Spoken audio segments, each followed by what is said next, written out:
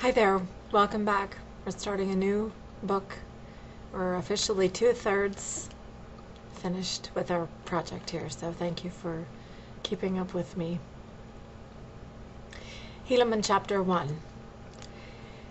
And now behold, it came to pass in the commencement of the 40th year of the reign of the judges over the people of Nephi, there began to be a serious difficulty among the people of the Nephites. For behold, Pahoran had died, and gone the way of all the earth. Therefore there began to be a serious contention concerning who should have the judgment seat among the brethren, who were the sons of Pahoran.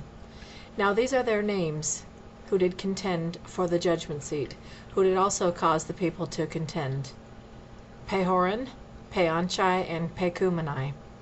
Now these are not all the sons of Pahoran, for he had many, but these are they who did contend for the judgment seat. Therefore they did cause 3 divisions among the people. Nevertheless it came to pass that Pahoran was appointed by the voice of the people to be chief judge and a governor over the people of Nephi.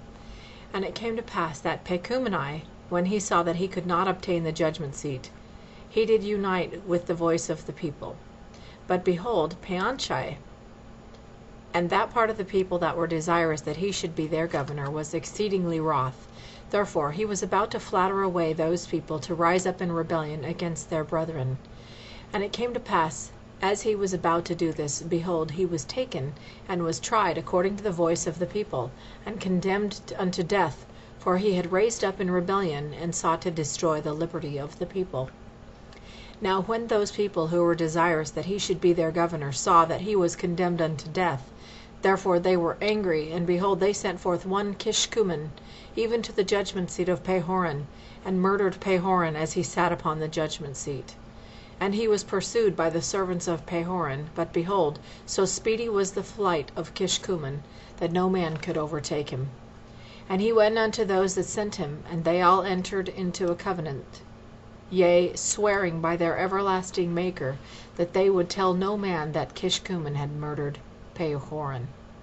Therefore Kishkumen was not known among the people of Nephi, for he was in disguise at the time that he murdered Pahoran. And Kishkumen and his band, who had covenanted with him, did mingle themselves among the people, in a manner that they all could not be found, but as many as were found were condemned unto death. And now behold, Pacumeni was appointed, according to the voice of the people, to be a chief judge and a governor over the people, to reign in the stead of his brother Pahoran, and it was according to his right. And all this was done in the 40th year of the reign of the judges, and it had an end. And it came to pass in the 41st year of the reign of the judges, that the Lamanites had gathered together an innumerable army of men, and armed them with swords, and with scimitars, and with bows, and with arrows, and with headplates, and with breastplates, and with all manner of shields of every kind. And they came down again that they might pitch battle against the Nephites. And they were led by a man whose name was Coriantumr, and he was a descendant of Zarahemla, and he was a dissenter from among the Nephites, and he was a large and a mighty man.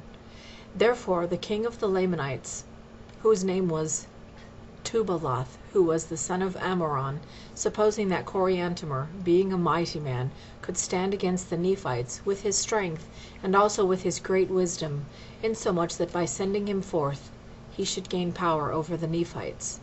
Therefore he did stir them up to anger, and he did gather together his armies.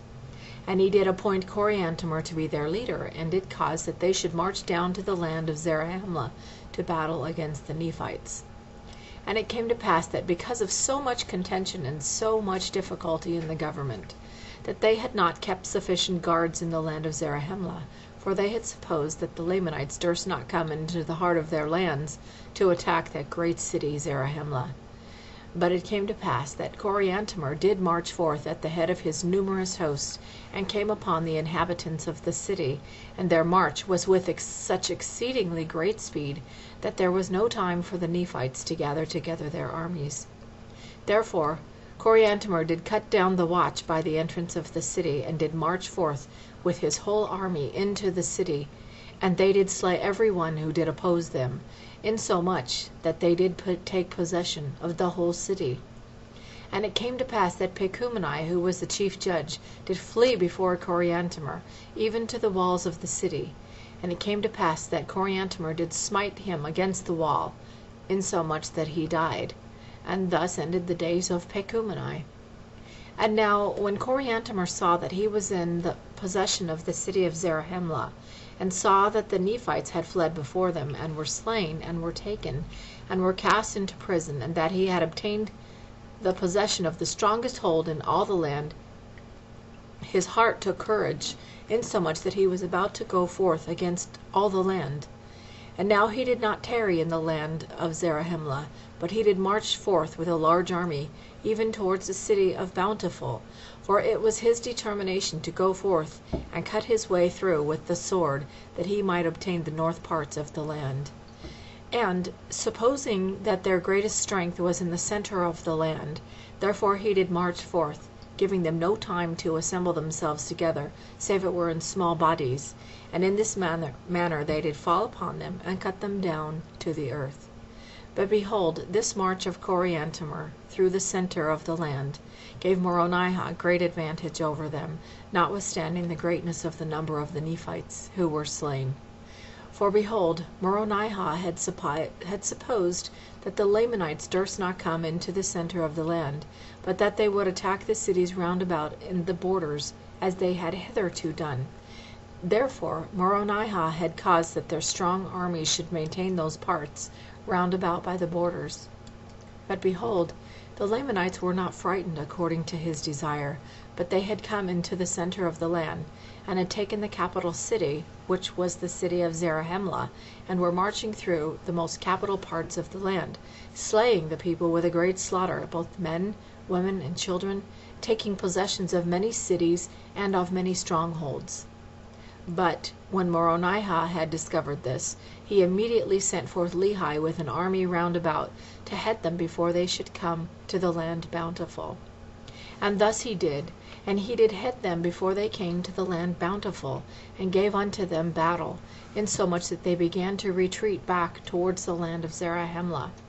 And it came to pass that Moronihah did head them in their retreat, and did give unto them battle, insomuch that it became an exceedingly bloody battle, yea, many were slain, and among the number who were slain Coriantumr was also found.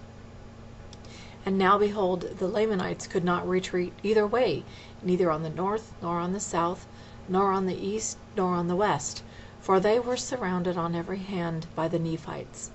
And thus had Coriantumr plunged the Lamanites into the midst of the Nephites, insomuch that they were in the power of the Nephites, and he himself was slain, and the Lamanites did yield themselves into the hands of the Nephites. And it came to pass that Moronihah took possession of the city of Zarahemla again, and caused that the Lamanites who had been taken prisoners should depart out of the land in peace. And thus ended the 41st year of the reign of the judges.